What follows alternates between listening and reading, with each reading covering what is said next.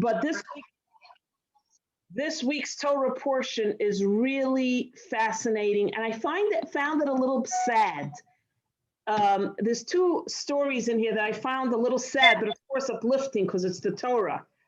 So let's begin. It's Parshas Behaalotecha, and I'll just share the opening lines because it's so beautiful. Hashem speaks to Moshe and he says, speak to Aaron, Behaalotecha es haneros, when you light the lamps, when you light the menorah in the Beis Hamikdash.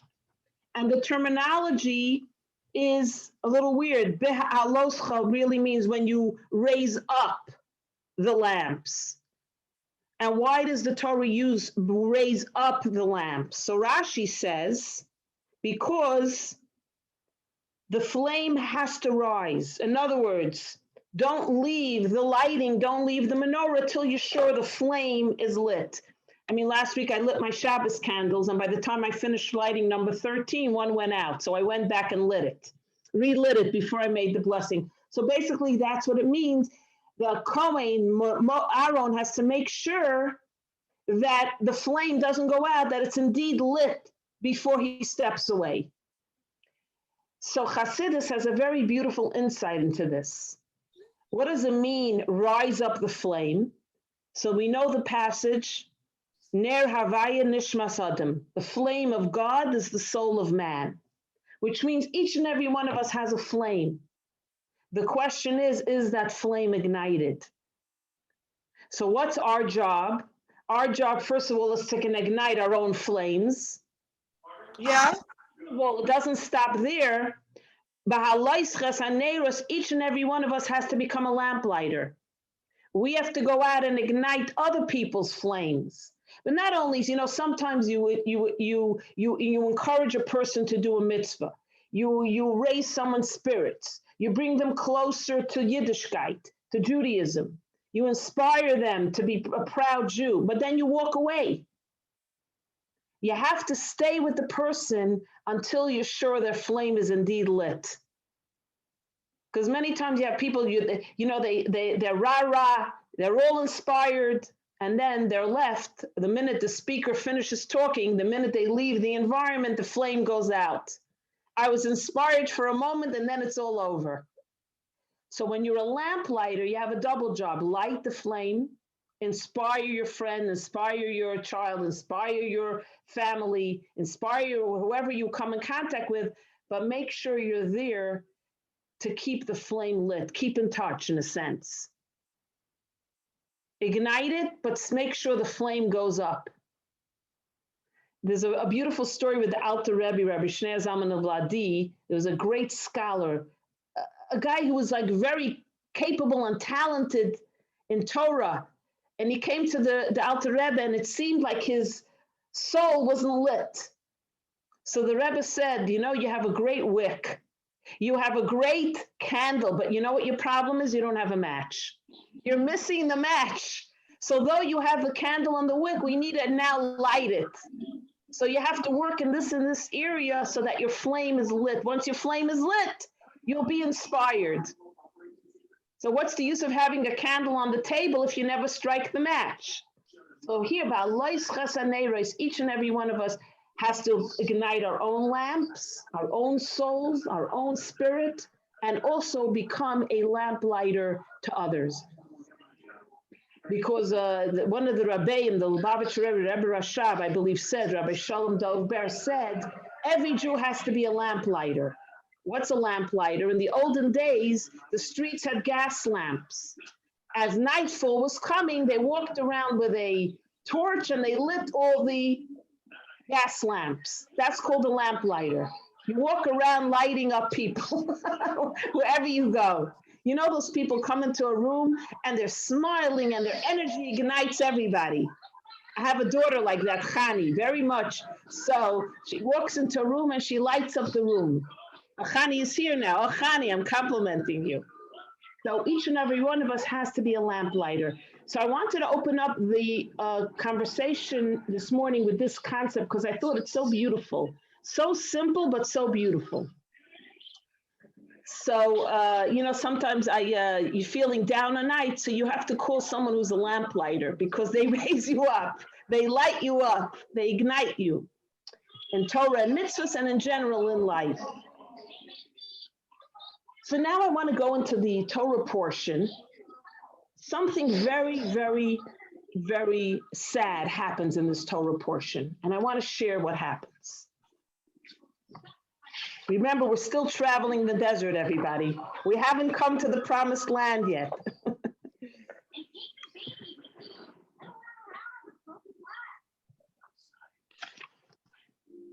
The Jewish people come to Moshe, and they come to him with a complaint, which is very, very flabbergasting. Because if you think about the history, look how everything is provided for them. Manna from heaven, water from the well of Miriam, in the merit of Miriam, the prophetess Miriam, the sister of Aaron. A cloud of glory by day, a pillar of fire at night to protect them, to warm them, to nurture them. Their clothing washed automatically, everything and anything. Now look what they say to Moshe. Very, very sad occurrence. Bnei Yisrael turned and began to weep, and they said, "Who will feed us meat? We remember the fish which we ate in Egypt freely, the cucumbers, the watermelons, the leeks, the onions, and the garlic. Now our bodies are withered. There is nothing at all but the manna before our eyes." The manna from heaven that they received every day. And that manna took on the taste of anything they wanted. You wanted pizza, it tasted like pizza. You wanted it to taste like a pastrami on rye with a little mustard and pickle, it tasted like that. But they're not happy. They come to Moshe and they go, "Good morning, Irene. We're missing meat in our lives. Remember the cucumbers, the watermelons, the leeks, and the onions and garlic and the fish of Mitzrayim, of Egypt?" Did they not remember that they were also slaves there? They come to Moshe with this complaint. Could you believe it? And remember the history. This is after the giving of the Torah. This is not when they first leave Egypt and they still have the slave mindset.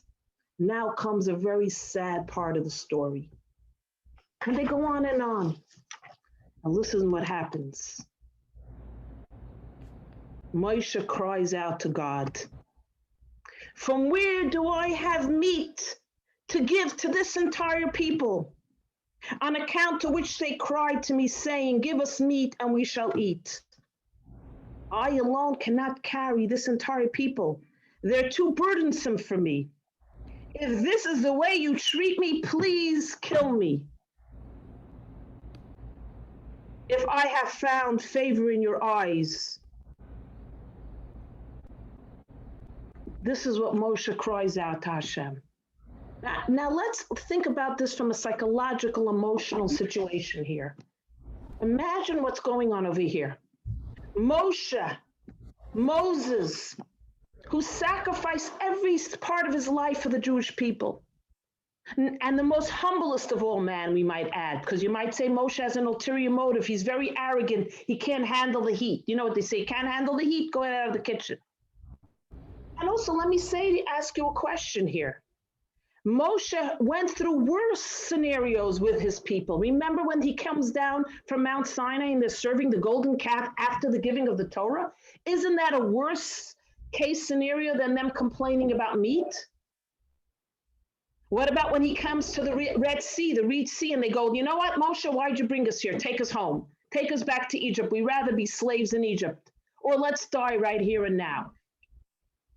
And there you don't hear Moshe calling out to Hashem, "I've had enough, kill me.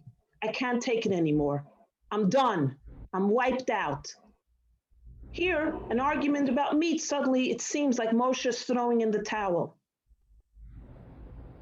So what changed here that didn't happen in previous times when the Jews complained? That Moshe suddenly says to God, "It's over for me. Kill me. Take me, I'm done." Does anybody want to share some insight? What changed from now? Remember, they also didn't have food. They complained. Moshe cried to Hashem and they got manna. They didn't have water. Moshe cried. They got the well of Miriam. Why now, at this point, after the giving of the Torah, and all they're asking for is meat? It's almost like a complaint that's a little ridiculous. All Moshe has to do is call out to Hashem and the meat will come. And that's what happens, by the way. So anybody— They're not grateful. They're not grateful. They're arrogant. Beforehand, they didn't know any better and they weren't redeemed, I guess. But now they should appreciate that they've been redeemed, yet it's not enough. And very good. Beautiful, Diane. Frustrated. He got frustrated. Anybody else want to add anything? Or share what you think, what is going on exactly over here? So though Winston Churchill is not Moshe, remember he suffered also from a moment, leadership many times. It's something called the black dog. Leadership is a very difficult thing. And sometimes leaders fall into despair because the burden of leading, decision-making, and carrying the weight of that really gets to you. So what happened here with Moshe is something that I think we could all very much relate to.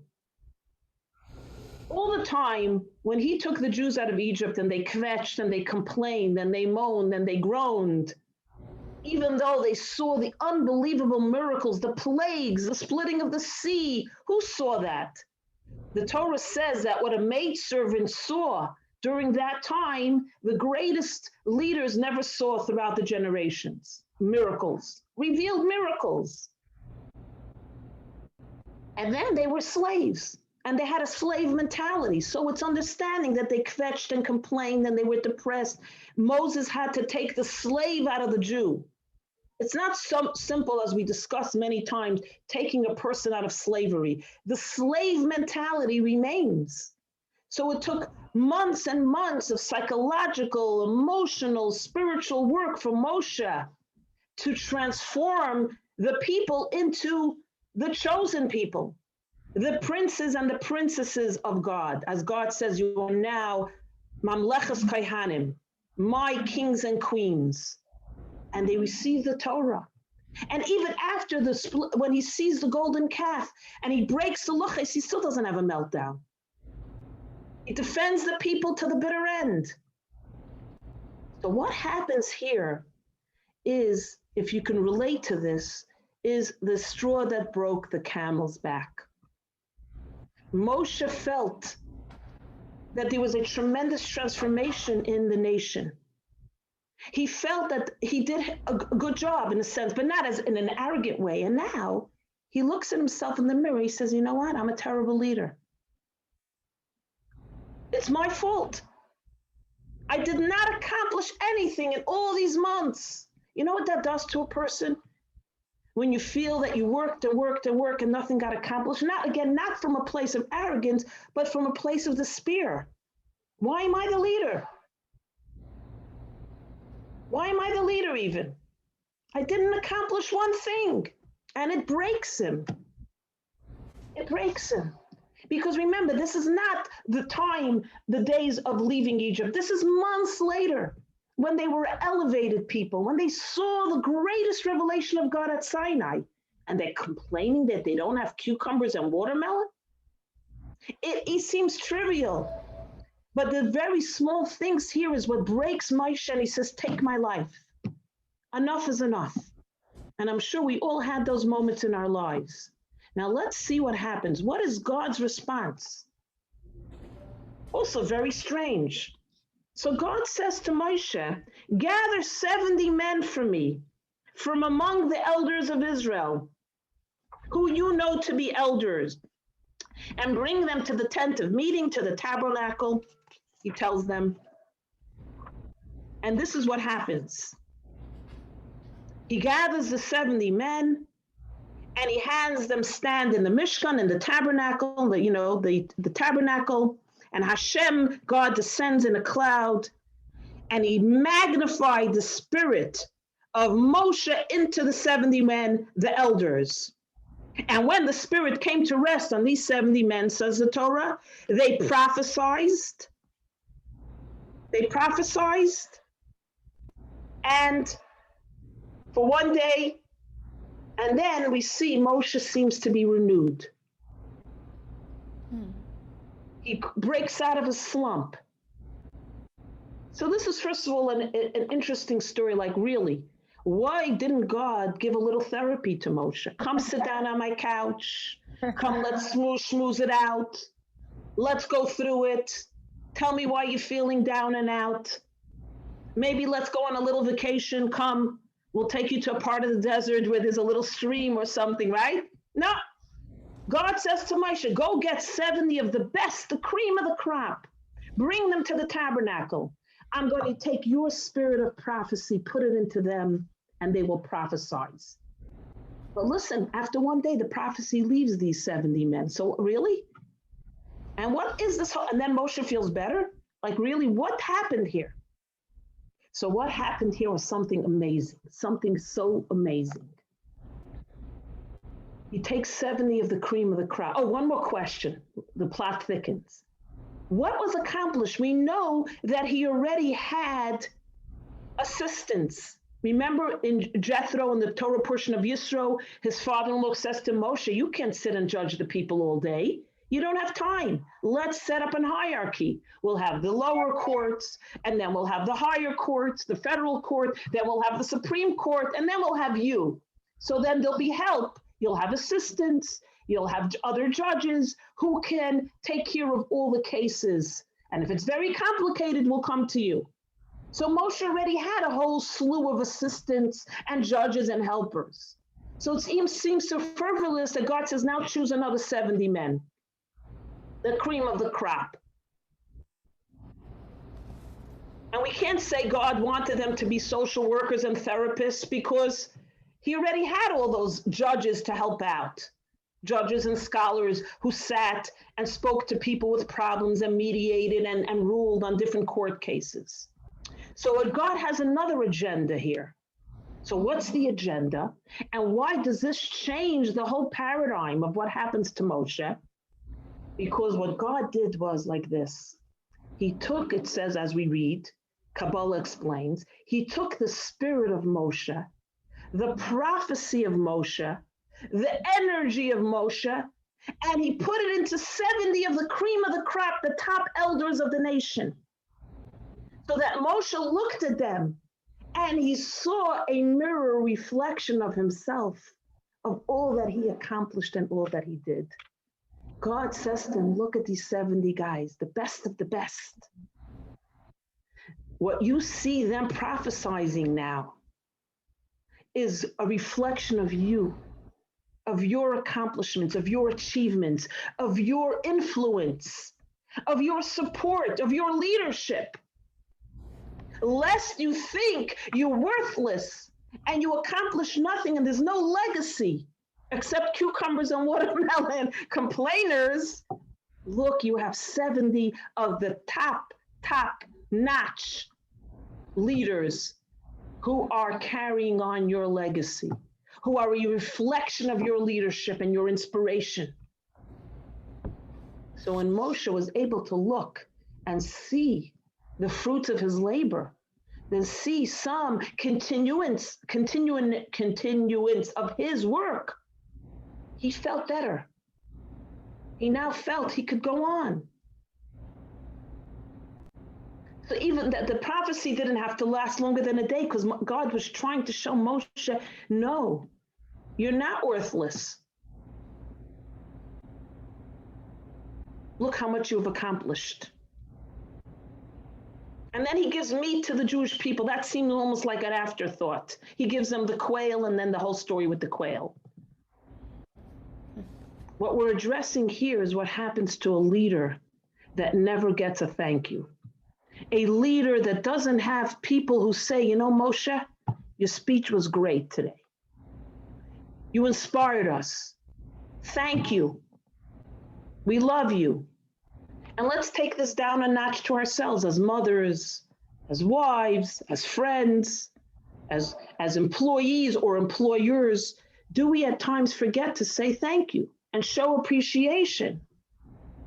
Oh, you know you're doing a good job. Why do I have to tell you?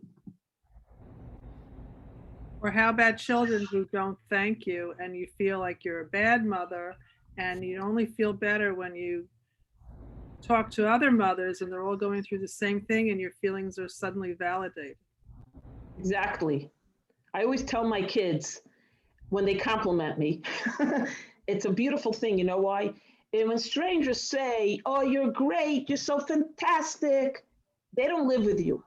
So it's easy for an hour or two to create a very nice presentation.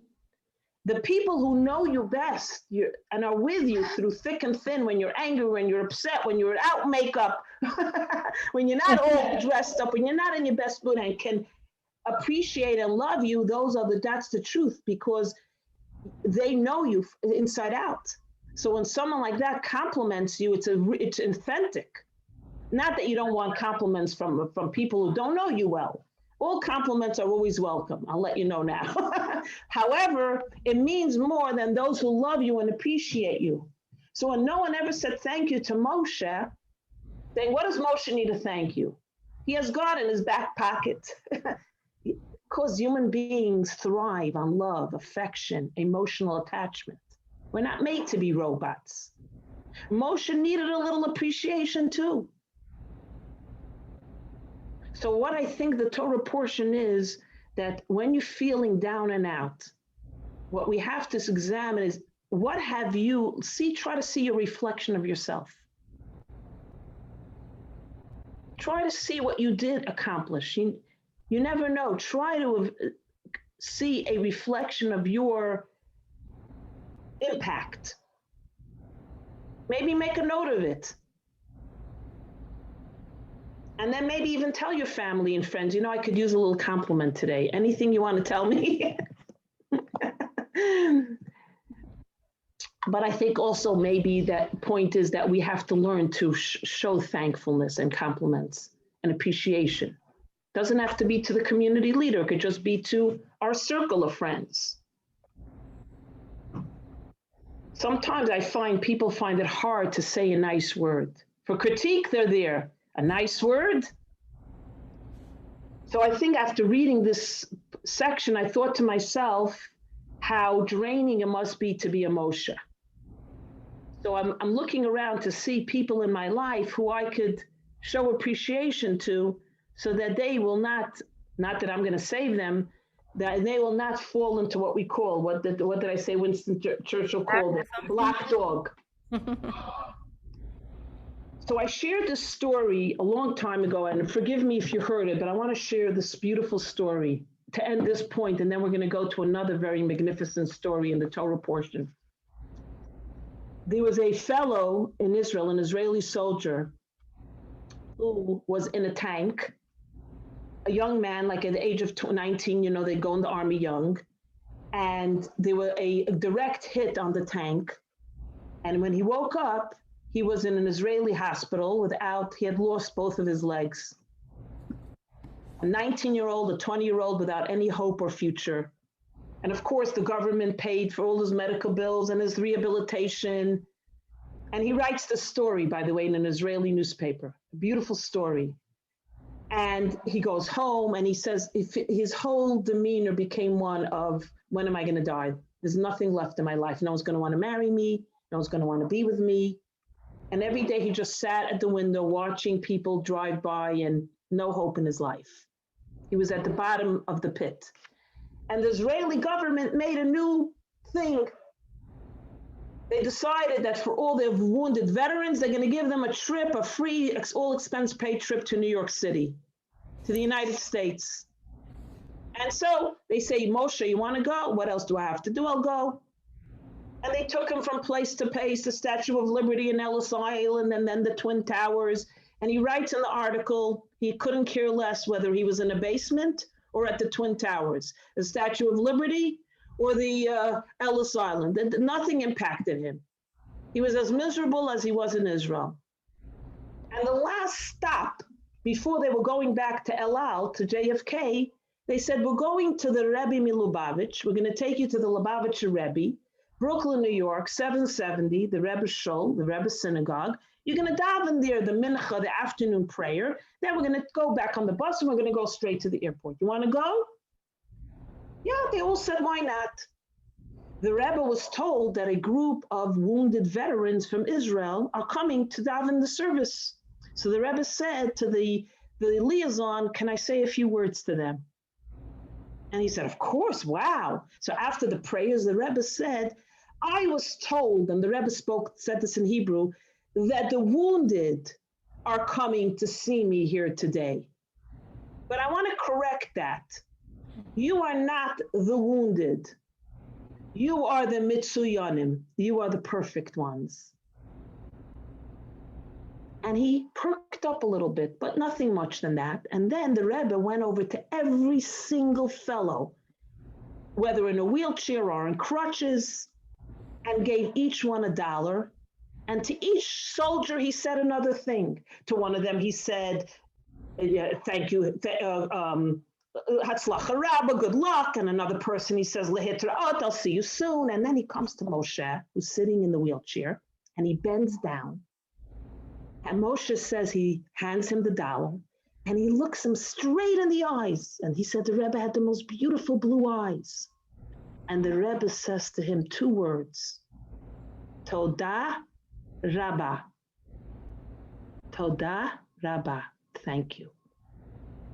And he says he cannot describe it, but he felt when the Rebbe said thank you, a darkness was pulled out of him like a ghost. You know, remember Casper the ghost? A darkness was whisked out of his body, and he felt happy. He said he couldn't believe it. Something happened there. And he analyzed it, and he said, I realized I was 19 years old. I was sent to the battlefront. I lost my legs. I gave my life for Israel and my people, and no one came to me and said, Moshe, Toda Rabbah. Thank you for sacrificing yourself for Israel. They said everything to me, but they never said thank you. No one showed appreciation. When the Rebbe looked at me, he saw what I needed. He saw my lamp. He knew how to ignite it. And he said the 2 words I needed to hear to heal. Toda Rabbah. Thank you. And this underlines what the Torah portion is telling us. It's sometimes you just need a wink in the right direction from somebody. Thank you. One thank you could transform a person's day. Something to think about. So thank you, goodbye, everybody. Have a wonderful day. I'll see you later. Anyway, did I ruin the moment with that, with the joke, with the humor? Thank you, Freida, for that wonderful story. Very welcome. Yeah, no, that's great. Really. It's already impacting us, but thank you. So, thank you, and we're going to now continue in the Torah portion. Oh, wait, sorry, I don't want to dominate the conversation here. Does anybody want to add anything or share something or illuminate us? Does anybody want to light our lamps today? Okay, so any questions, concerns, complaints? Is this a Jewish group? No complaints? You know this joke. 4 mothers are playing mahjong. And the hostess goes to bring coffee and cake. And she hears one is going, "Oi!" And the other one goes, "Oi, vey!" And the other mother goes, "Oi, vey is mir." She says, "Ladies, stop complaining about the children. We're here to play mahjong." If you don't kvetch, you're not Jewish. It's part of our DNA, you know, a good Yiddish krechts. We say a lot. All I have to do is sigh, and all my 11 children collapse. All I did was sigh. I didn't even say anything. Mommy's in a bad mood. I said, I didn't even say anything. Say, Ma, you didn't have to. You sighed. Okay, guys, thank you. All right. So now there's another very, very unbelievable story in the end of the Torah portion. I'm going to share with you something, a beautiful, beautiful story. So listen what happens. Miriam and Aaron, everybody know who they are? Anybody want to share? Who's Miriam? Moshe's sister. Moshe's older sister. Who's Aaron? Moshe's brother. Older brother. So it's Miriam, Aaron, Moshe. Moshe is the little baby, the Mazinchik.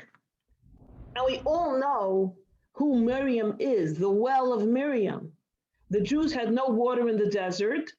God gave them a well in the merit of Miriam. When Miriam passes away, they have no water again. And remember also the story of Miriam after the splitting of the Red Sea. Remember, it says Moshe and the Jewish people sang, and then Miriam had a separate song and dance with the women. So the commentaries say, what does she need her own song? If all the Jewish people sang together, she could have also sang with the group. But because it was in Miriam's merit, one of Miriam's merits, that the Jews were taken out of Egypt from slavery, and we'll discuss soon what she did, she got to have her own song, the top single of the desert, Miriam's song. Move aside, what's her name? Taylor Swift. We have Miriam's song, top #1 hit. But remember what she did very briefly. When she was 6 years old, her father, who was the leader of the Jewish people, Amram, married to Yocheved. Remember the story? Very quickly. He said to the Jewish people, there should be no intimacy. We have to practice birth control. Paro made a decree to kill our sons and take away our baby daughters. So let's not have any more children. So Miriam comes to her father and says to him, to the father and mother, you're worse than Paro, she says to her father. He says, well, what? She says, Paro decreed that all the baby boys should be killed. Now you're saying not even girls should be born because you're saying no one should give birth to any babies anymore. We should all practice abstinence. She's 6 years old. She prophesied this. She was a prophetess, even at age 6. When her father heard her words, he made a whole declaration to the Jewish people that everyone should resume having children. So it was her sense of faith that God would save the Jewish people that allowed her to stand up to the leader of the people, also her father. So it was one of the merits of the Jewish people and the merit of the Jewish women, particularly Miriam, that we were taken out of Egypt. So now let's go now back. So now we know who Miriam is. She's no regular gal down the block. She's Moshe's older sister. She's a prophetess. She's one of the most righteous women of that generation and of all generations. Miriam, the famous Miriam. Now listen what happens. And Miriam and Aaron spoke about Moses regarding the Cushite woman he had married. Who was the Cushite woman he married? Who remembers? Zipporah, daughter of Jethro, daughter of Yisro. For he had married a Cushite woman. Now, this is the end of the Torah part passage. There's nothing else to tell us what they spoke about. What did they chat about? What did they gossip about Moshe? What did she tell Aaron about her brother? And who is the Cushite woman? Zipporah, his wife. Then why doesn't Miriam say to Aaron, you know, I have to tell you something about Zipporah. Why does she call her the Cushite woman? So the commentaries, including Rashi, said why. Cushia means dark-skinned. It also means beauty, and she was beautiful. So they used, like a hint, they called her the Cushite woman. Another commentary say, no, they weren't talking about Zipporah. Moses had married another woman from Ethiopia, because Cushi means Ethiopia. And Zipporah was from Midian, so they couldn't be talking about Zipporah, they were talking about a woman from Ethiopia. Now, what were they talking about? So we have to go into the commentaries, because the pasuk doesn't tell us. The pasuk is very enigmatic. Is that the right word? Very mysterious. Remember, we said that the 70 elders were given prophecy. So when Zipporah saw that the elders were given prophecy, these two fellows, Eldad and Medad, came and they were prophesying that Moses will be inherited by Yehoshua. In other words, his demise will come and Joshua will take over. So when they came into the tent to prophesy, Zipporah mumbled quietly, woe to their wives. So the commentaries say, what did she mean? She meant that just like Moshe separated from her, there's no intimacy because Moshe is Moshe, and now they're becoming prophets, their wives will now not have intimacy with their husbands, just like me. Moshe separated from me. Now these guys are going to become prophets. What's going to happen? They're going to separate from their wives because they might think when you're a prophet, you can't be intimate with your wife, just like Moshe is not. So Miriam overhears this little, like, sometimes you murmur something, what do you call it? You murmur it like at the bottom of your breath. You don't mean to say it, but you kind of say it, right? So Miriam overhears this. She never knew Moshe separated from his wife. Zipporah Moshe didn't talk about it in public. Zipporah didn't come to her sister-in-law and say, you know what? Moshe and I, we have separate bedrooms. She doesn't do that. Of course, she's not sharing. But now she accidentally kind of blurts it out quietly. Miriam overhears it. So she says to Aaron, what are we going to do about this? This is terrible. Terrible. God also speaks to us. We don't separate from our spouses. What's going on? We got to have a conversation with our brother. Shalom Bayis here. The peace of his home is at stake. There's more to this, but I'm giving you like the peripheral. So it's called Lashon Hara. She talks bad about Moshe. But she doesn't mean it in a mean way. She's his older sister. She mothered him. She took care of him, right? She saved him, remember, from the Nile. Remember that whole story, which we're going to go to in a minute. So she's trying to help him. She's doing it out of the goodness of her heart. Now God is upset. Listen what he says to her. He's very upset that this happens. So the Lord says to Moshe, Aaron, and Miriam, go out, all three of you, to the tent of meeting, the tabernacle. And they all go out. And God comes down, and he calls out to Aaron and Miriam, and he says, come here, I need to talk to you privately. God says to these two. He says, listen to my words. If there be prophets among you, in other words, how do I speak to you in a dream? My Moshe? My servant Moshe, he's faithful throughout my house. And when I speak to him mouth to mouth in a vision and not in riddles, and he beholds the image of the Lord. So why were you not afraid to speak against my servant Moshe? And God is upset and he leaves. And next thing you know, Miriam and Aaron have leprosy. Because remember, we discussed in those days when someone spoke evil, Lashon Hara, they break out in leprosy. What happens when you have leprosy? Who remembers from the previous? Anybody want to share? They go to the Kohen and Right. he decides whether what instigated it or whatever. Right. He determines whether it's leprosy or it's a skin disease. Right. And just to reiterate, this is not the leprosy that we have now in our medical illnesses. This is a leprosy that was a spiritual leprosy. So what happens when someone is a leper, according to Jewish law, for 7 days, they have to go out of the encampment where everyone is. They separate. After 7 days, they go back to the Kohen. The leprosy hopefully is gone. They have repented, and then they go back into the camp. But there's a problem now. The Jewish people have to travel. They're about to leave this place. So God tells the Jewish people, by the way, Moshe comes and he intervenes. He says to God, please heal my sister. You see how humble he is. He sees what happens. He says, God, what are you doing to my sister? So God says to the Jewish people, millions of Jews, do not travel for 7 more days. The whole travel was halted. L'kavod Miriam, for Miriam's honor. L'kavod, the word kavod is used. So let's look at the scenario here.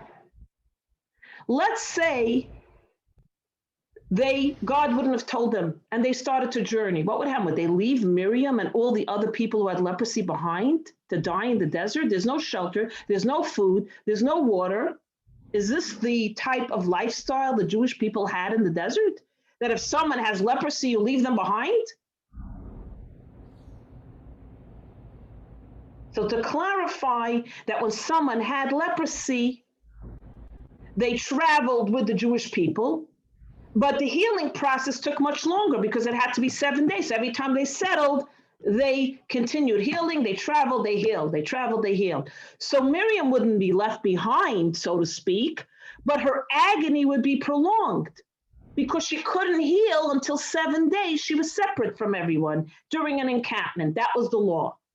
So let's not think that there would be that she would be left somewhere on a cliff without water and drink. Rather, her agony, her pain, her leprosy would be prolonged had God not told the Jewish people to remain where they were. So now why? Why did God make millions of people wait for Miriam? And the answer is something magnificent. I love this. I hope you love it too.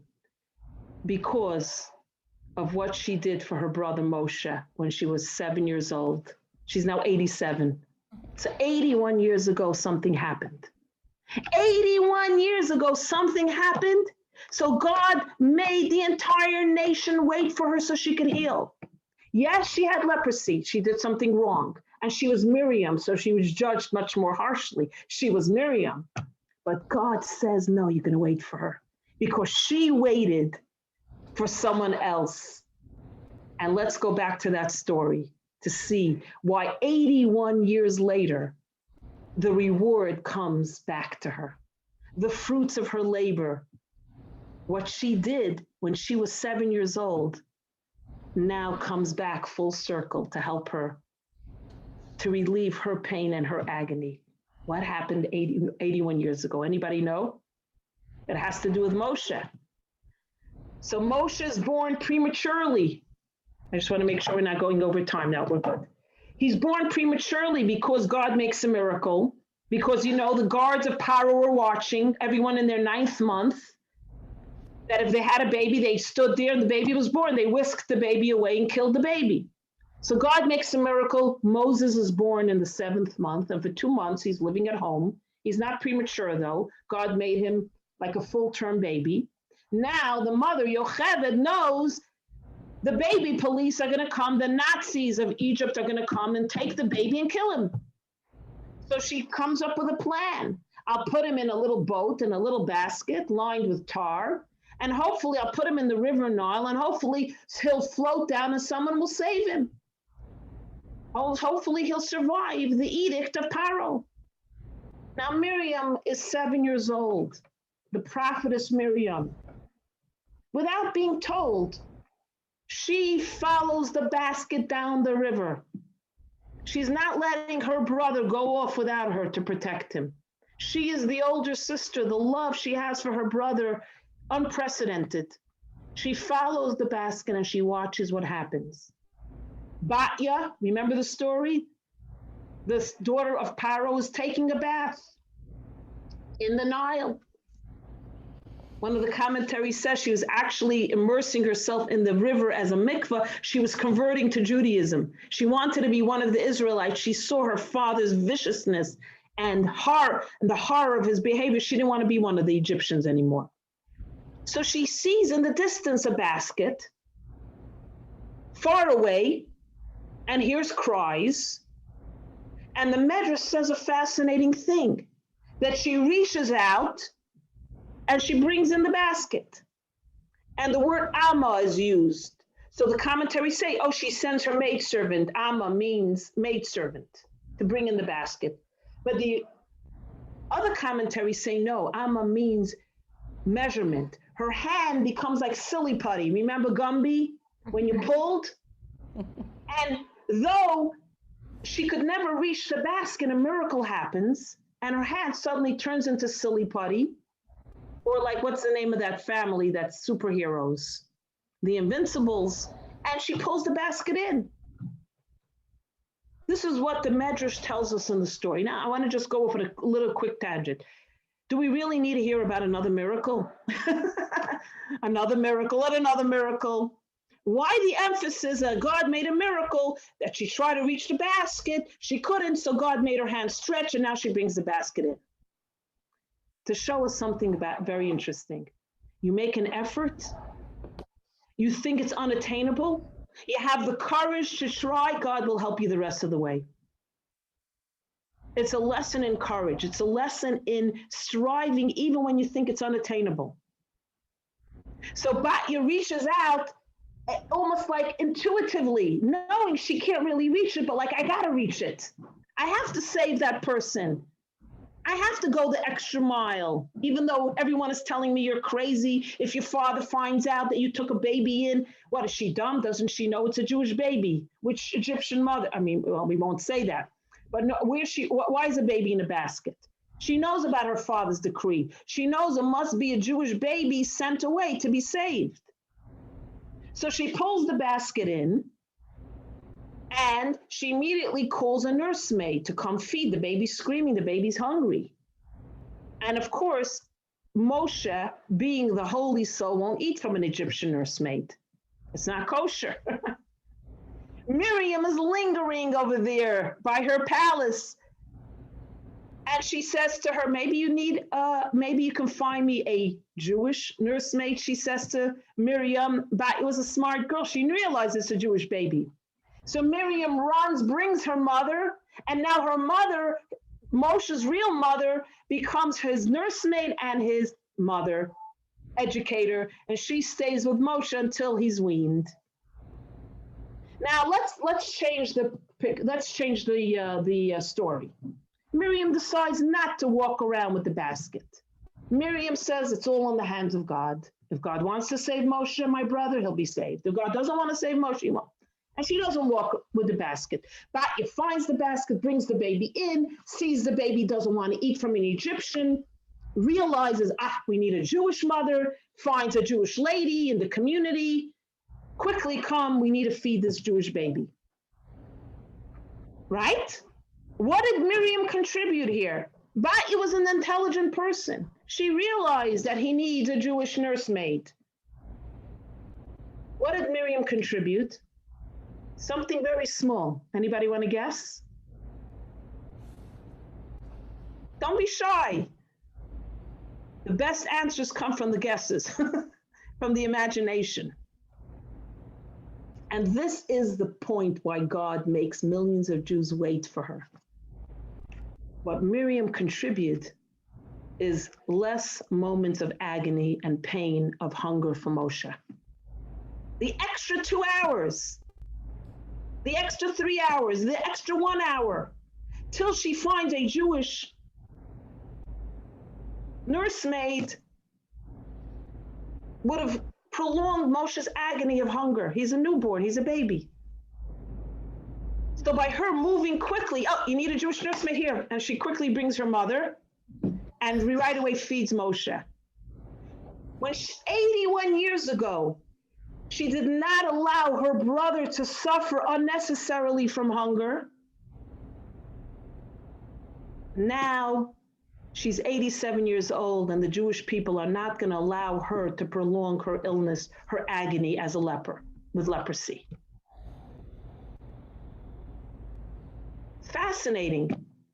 What happens when you never know, a little gesture that you do could come back 81 years later, 81 years later, and change the paradigm of your life.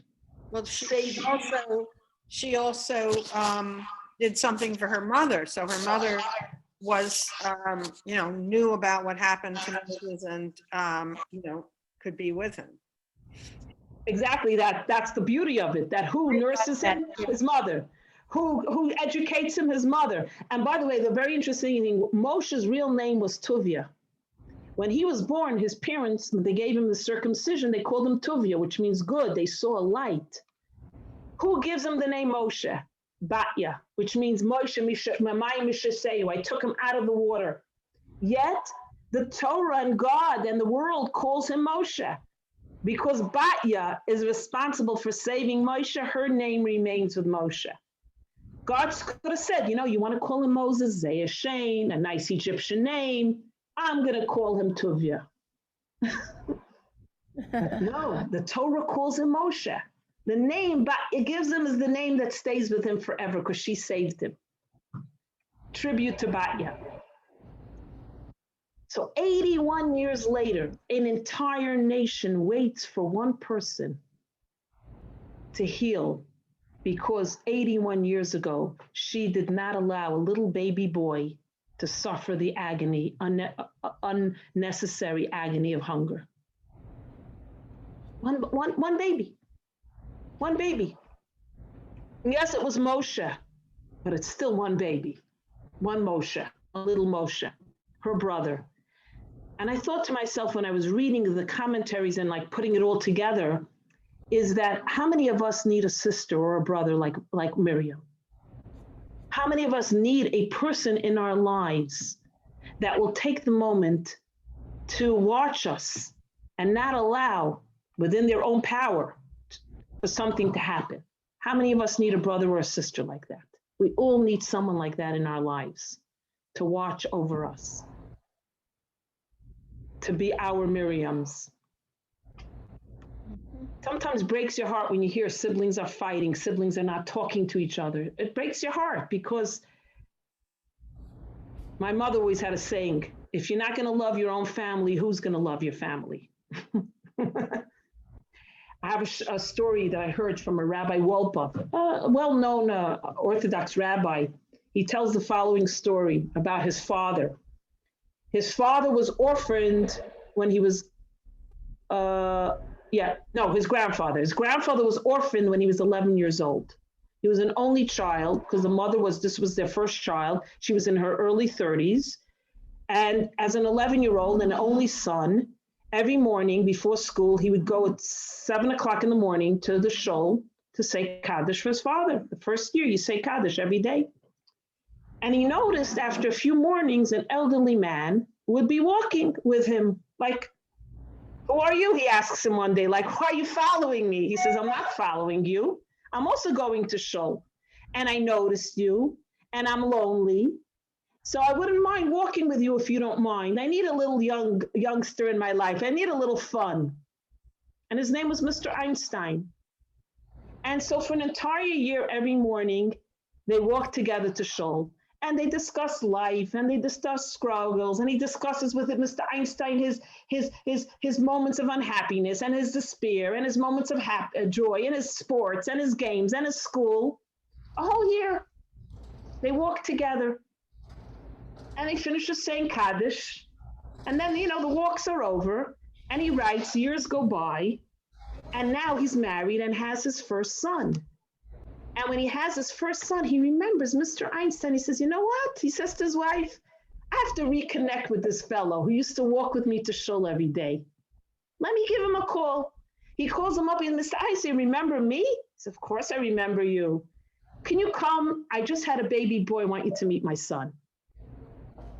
He says, I'd love to come, but I don't really walk anymore. I'm old. I need a walker. Can you come to me? He said, sure, give me your address. And he gets in the car with his wife and he weighs it and he realizes this guy doesn't live near him. This guy lives like a 25-minute drive away. And it dawns upon him as he's going to Mr. Einstein. Mr. Einstein didn't just happen to be walking to walk him to shul every day when he was 11 years old. Mr. Einstein would drive his car and make believe he needed to walk with someone just so he could walk with this little Wolpa boy when he knew he lost his father. And he never knew that. He always thought Mr. Einstein lives down the block. He says, you know what it meant to me? To find that out after so many years, that this Mr. Einstein used to walk me every day to shul, he said. So the things we do in our lives sometimes, simple gestures, maybe unheroic, No one's going to know. It's not going to be documented. You're not going to appear on any news stories, your heroics, your great deeds. No one wrote about Miriam. Guess what? She brought her mother to feed Moshe, except in the Torah. Yet it is these little things you never know will come back one day, because it says God never remains in debt to anyone. You do a good deed, God will repay you. You never know when and where. But we don't know necessarily do something only because, oh, what's going to be my benefit? But we do it because at a moment in time, an opportunity presents itself for us to do something good, something kind, something compassionate for somebody.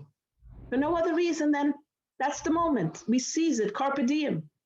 We seize the moment to do it. And maybe 81 years later, an entire nation will wait for you so that your agony, your pain, your discomfort will not be prolonged. And God will say, you're going to wait for her. Because years ago, she waited. She made sure her brother didn't even have one extra moment of discomfort and agony from hunger. So the Torah portion is loaded, always loaded. But what? Thank you. Concept of everybody needs to feel that there is hope in their lives, that they can do something. And they're recognized and appreciated. And that it's not all in vain. And lastly, that we must seize every opportunity whenever it comes our way, even if sometimes it's not the best time. Now's not a good time for me. I'm overwhelmed. I'm underwhelmed.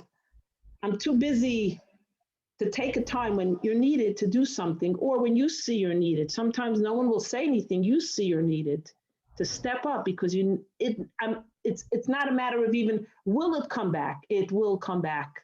It will come back.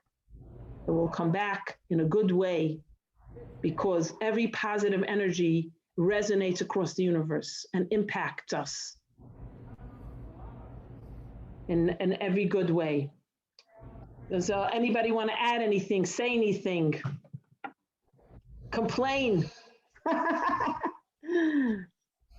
This was all very good. I really appreciate the lessons today. Thank you so